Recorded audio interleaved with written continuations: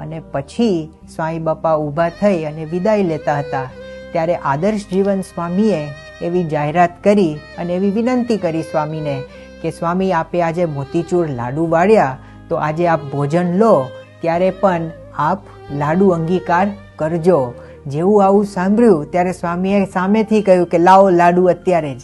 એટલે પછી ઈશ્વરચરણ સ્વામીએ પણ લાડુ વાળેલા.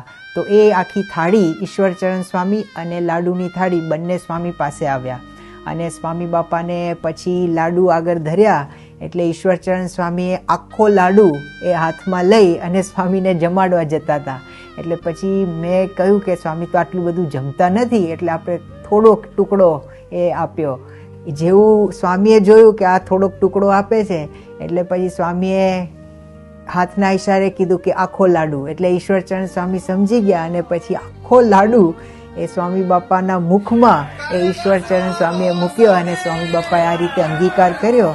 અને પછી સ્વામી બાપાએ ઈશ્વરચરણ સ્વામીને, પછી BX સાગર સ્વામીને, આનંદ સ્વરૂપ સ્વામી અને યજ્ઞપ્રિય સ્વામીને ચારે સંતોને મુખમાં એ લાડુ જમાડ્યા. પછી તો સ્વામી બાપા ઉતારે આવ્યા, નાસ્તો કર્યો અને નાસ્તા પછી મેં સ્વામીને પૂછ્યું કે સ્વામી આપ આખું લાડુ તો કોઈ દિવસ ન જમો, આપ આખું લાડુ ક્યારે જમો નહીં, પણ આ જે જમ્યા તેનું કારણ શું બાપા?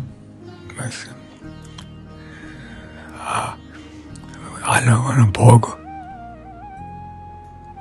એટલે કાર્યકરોનો ભોગ એને લઈને આપ આખો જમ્યા. શું કહો છો?